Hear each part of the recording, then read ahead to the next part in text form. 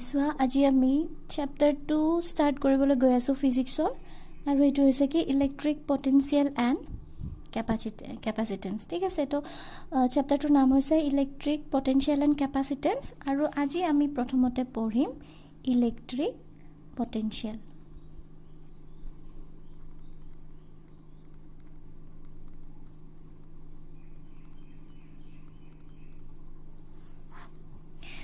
এতিয়া সা আমি আজি পঢ়িম কি ইলেক্ট্ৰিক পটেনশিয়াল এতিয়া আমি ইলেক্ট্ৰিক পটেনশিয়াল কি বস্তু হেতু বুজি পাবলৈ হলে আমি ফাৰ্স্ট কি বুজি পাব লাগিব যে পটেনশিয়াল এনাৰ্জি কি বস্তু এটা পটেনশিয়াল এনাৰ্জি আৰু কাইনেটিক এনাৰ্জি তোমালোকে ফাৰ্স্ট ইয়াৰত পঢ়ি আহিছা ম্যাক্সিমাম বস্তু আসলতে তোমালোকে ফাৰ্স্ট ইয়াৰতে পাই আহিছা যেনে পটেনশিয়াল এনাৰ্জি এতিয়া পটেনশিয়াল এনাৰ্জি কি আছিল সাবা ধৰি লোৱা যে আমি এটা বস্তু ইয়াত গ্ৰাউণ্ডত ৰাখিছো এইটো হৈছে আমাৰ গ্ৰাউণ্ড গটিকে গ্ৰাউণ্ডত ৰাখিছো মানে কি ইয়াত কি ফোৰ্স আছে গ্ৰেভিটেশনাল ফোৰ্স হয় গটিকে ইয়াত যদি মই এটা সাপোজ বল এটা ৰাখিছো গ্ৰাউণ্ডত হল তো এতিয়া এই বলটো যদি মই এটা বল ওপৰৰ পৰা মাটিলে পেলাবলৈ ইজি হ'ব নে মাটিৰ তলৰ পৰা ওপৰলে তুলিবলৈ বেছি ইজি হ'ব সিম্পল কথাটো হল কি মই যদি ওপৰৰ পৰা বল এটা মাটিৰ তলত পেলাই দিও তেন্তে মোৰ হেতু একো ওয়াৰ্ক কৰিব লগা নহয় মই জাস্ট বলটো এৰি দিলে হল হয় কিন্তু যেতিয়া মই বল এটা কি কৰিব লাগিব মাটিৰ পৰা ওপৰলৈ উঠাব লাগিব তেতিয়া কি মই অলপ ওয়াৰ্ক কৰিব লাগিব নে নাই ফাৰ্স্ট কথাটো মই হালিব লাগিল তলত তাৰ পিছত বলটোৰ ওজন থাকিব পাৰে হে ওজন আছে যদি তোমাৰ হে ওজনটো লৈ মই উঠাব লাগিল তাৰ মানে মই কি কৰিব লাগিব যে ধৰা মই হাইট হাইটলৈকে বলটো মই উঠালো গটিকে এই বলটো যে তলৰ পৰা ওপৰলৈ উঠালো মই এগেইনষ্ট দ্য গ্ৰেভিটি মই কি কৰিব লাগিব ওয়াৰ্ক কৰিব লাগিব ঠিক আছে আৰু মই এইখিনি কাম কৰোতে কি কৰিব লগা হল ওয়াৰ্ক ডান কৰিব লগা হল কাৰ এগেইনষ্টত এগেইনষ্ট গ্ৰেভিটেশনাল ফোৰ্স ওকে তো এতিয়া মই যে গ্ৰেভিটেশনাল ফোৰ্সৰ এগেইনষ্টত ওয়াৰ্ক ডান কৰি এই বস্তু এটা ওপৰলৈ উঠালো উঠোৱাৰ পিছত যেতিয়া এই পইণ্টটো আহি পালে বলটোৱে ইয়াত মোৰ ওয়াৰ্কডান খিনি কি হিচাপে ষ্টৰ হৈ থাকিল পটেনশিয়াল এনাৰ্জি হিচাপে বুজি পাইছানে মই যিখিনি ওয়াৰ্কডান কৰিম মই কৰা ওয়াৰ্কডান খিনি কি হৈ থাকিব মই কৰা ওয়াৰ্কডান খিনি এজ এ পটেনশিয়াল এনাৰ্জি কি হৈ থাকিব বলটোত ষ্টৰ হৈ থাকিব এইটো পজিশনত এখিনি ক্লিয়াৰ বুজি পাইছা তো সোৱা এইটো আছিল পটেনশিয়াল এনাৰ্জি আৰু নেক্সট আমি এটা কি বস্তু পাইছিলো ধৰা হল যে মই ইয়াতে স্প্ৰিং এডালত মই ধৰা সাপোজ এটা মাছ এটা কি কৰি থৈছো মাছ এটা মই বান্ধি থৈ দিছো হল এটা স্প্ৰিংডালত জাস্ট বান্ধি থৈ দিছো মই স্প্ৰিংডাল টানাও নাই আৰু ইফালে ঠেলিও অনা নাই এটা যেতিয়া মই স্প্ৰিংডাল ইটো সাইডত টানিব লাগিব তেতিয়া কি হ'ব যেতিয়া মই স্প্ৰিংডাল টানিব লাগিল তেতিয়া মই কি কৰিব লাগিল যে স্প্ৰিংডালৰ ইফালে এটা ৰেষ্টৰিং ফোৰ্স ক্ৰিয়েট হয় এটো তোমালোকে জানা হয় গটিকে এই ৰেষ্টৰিং ফোৰ্সটোৰ এগেইনষ্টত মই স্প্ৰিংডাল টানিব লাগিল গটিকে ইয়াটো মই কাৰ এগেইনষ্টত কাম কৰিম ৰেষ্টৰিং ফোৰ্সৰ এগেইনষ্টত কাম কৰিম আৰু ইয়াটো মই ওয়াৰ্ক ডান কৰিব লগা হ'ব আৰু যেতিয়া পজিশনটো তোমাৰ নৰমাল পজিশনৰ পৰা এটা বেলেগ পজিশনত আহিল ইয়াটো মোৰ ওয়াৰ্ক ডান খিনি কি হৈ থাকিল তোমাৰ পটেনশিয়াল এনাৰ্জি হিচাপে ষ্টৰ হৈ থাকিল তাৰ মানে মই যদি পটেনশিয়াল এনাৰ্জি পাব লাগে তেন্তে মই কি কৰিব লাগিব কিবা এটা ফিল্ডৰ এগেইনষ্টত মই কি কৰিব লাগিব কাম কৰিব লাগিব বুজি পাইছা কিবা তোমাৰ গ্ৰেভিটেশনাল ফোৰ্সে হওক বা ইয়াত তোমাৰ স্প্ৰিঙৰ ক্ষেত্ৰত ৰেষ্টৰিং ফোৰ্সে হওক মই আলটিমেটলি এগেইনষ্টত যদি কাম কৰিছো তেতিয়া হলে মই কি কৰিছো এটা ওয়াৰ্ক ডান কৰিব লগা হ'ব আৰু এই ওয়াৰ্ক ডানটোৱে কি হিচাপে ষ্টৰ হৈ থাকিব তোমাৰ পটেনশিয়াল এনাৰ্জি হিচাপে ষ্টৰ হৈ থাকিব আৰু এই কামখিনি যদি মই এই পটেনশিয়াল এনাৰ্জি ষ্টৰ কৰা এই কামখিনি যদি মই ইলেক্ট্ৰিক ফিল্ডৰ ক্ষেত্ৰত কৰো এটা ইলেক্ট্ৰো ওয়াৰ্ডটোৱে কি বুজায় চাৰ্জ বুজায় মই কৈছো গটিকে ইলেক্ট্ৰিক পটেনশিয়াল মানে কি মই যদি ইলেক্ট্ৰিক ফিল্ড চাৰ্জ ৰিলেটেড কথাৰ লগত এনেকুৱা ওয়াৰ্ক ডান কিবা বেলেগ ফিল্ডৰ ইলেক্ট্ৰিক ফিল্ডৰ এগেইনষ্টত মই ওয়াৰ্ক ডান কৰো তেতিয়াও মই এটা পটেনশিয়াল এনাৰ্জি পাম তাতে ষ্ট'ৰ হৈ থকা আৰু সেই পটেনশিয়াল এনাৰ্জিটোৱে কি বুলি ক'ব ইলেক্ট্ৰিক পটেনশিয়াল বুলি ক'ব বুজি পাইছা আল্টিমেটলি পটেনশিয়াল এনাৰ্জি পাবৰ হ'লে মই কি কৰিব লাগিল কিবা এটা ফিল্ডৰ এগেইনষ্টত কিবা এটা ফ'ৰ্চৰ এগেইনষ্টত মই কাম কৰিব লাগিল আৰু সেই ৱৰ্ক ডান কৰি মই যেটো নতুন পজিশনলৈ বস্তুটো নিম সেই পজিশনটোত কি হৈ থাকিব মোৰ ৱৰ্ক ডানখিনি as a potential energy store হৈ থাকিব গতিকে এই ঘটনাখিনিয়ে এই কামখিনিয়ে যদি মই কাৰ ক্ষেত্ৰত কৰোঁ ইলেক্ট্ৰিক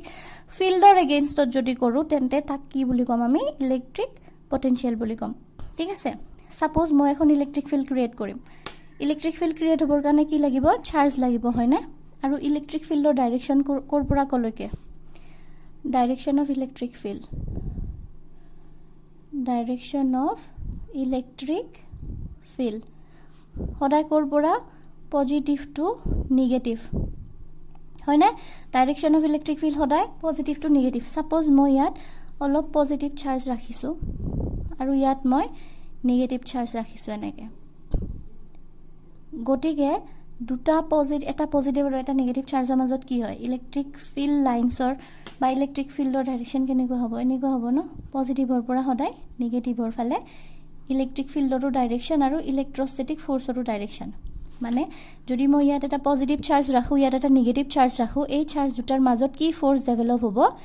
ইলেক্ট্ৰষ্টেটিক ফ'ৰ্চ আৰু সেই ফ'ৰ্চটোৰ ডাইৰেকশন কোন ফালে পজিটিভ টু নিগেটিভ এতিয়া চোৱা ইয়াত এখন ইলেক্ট্ৰিক ফিল্ড এখন ক্ৰিয়েট হৈ গ'ল কি ডাইৰেকশনত পজিটিভৰ পৰা নিগেটিভ ডাইৰেকশনত ঠিক আছে তো এতিয়া চাবা পজিটিভৰ কাষত ধৰা মই এটা নিগেটিভ চাৰ্জ ইয়াত এটা ৰাখি দিলো ওকে পজিটিভৰ কাষত কিয় নিগেটিভ চাৰ্জ ৰাখিছো because positive charge always attract negative charges okay তো এতিয়া এই নিগেটিভ চাৰ্জটো যদি মই ইফালে নিগেটিভ চাৰ্জৰ ফালে নিব লাগে তেতিয়া হলে মই কিবা ৱৰ্ক কৰিব লাগিব নেকি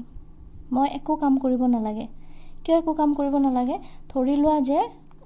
এখন মই ইনক্লাইন প্লেন বুলি ধৰি লৈছো ইয়াত মই বল এটা ৰাখি দিছো এই বলটো তললৈকে নমাই আনিবৰ কাৰণে মই কিবা ৱৰ্ক কৰিব লাগিব নেকি মই একো ৱৰ্ক কৰিব নালাগে বিকজ বস্তু এটা সদায়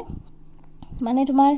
হায়াৰ পজিশনৰ পৰা নিজৰ লোৱাৰ পজিশনত যাব বিচাৰে গতিকে এইটো মই একো ৱৰ্ক নকৰাকে বলটো তলত নামি আহিব কিন্তু সেম বলটো যদি মই তলৰ পৰা ওপৰলৈকে উঠাব লাগে মই কি কৰিব লাগিব এগেইনষ্ট গ্ৰেভিটি ৱৰ্ক কৰিব লাগিব তো সেম কথা যেহেতু ইলেক্ট্ৰিক ফিল্ডৰ ডাইৰেকশন আছে এইফালে পজিটিভৰ পৰা নিগেটিভলৈকে ডিৰেক্টেড হৈ আছে গতিকে নিগেটিভ চাৰ্জ এটা মই যদি ইয়ালৈকে আনিব লাগে একো মই ৱৰ্ক ডান কৰিব লগাই নহয় ই আৰামত ইয়ালৈকে গুচি আহিব কিন্তু চোৱা যদি মই পজিটিভ চাৰ্জ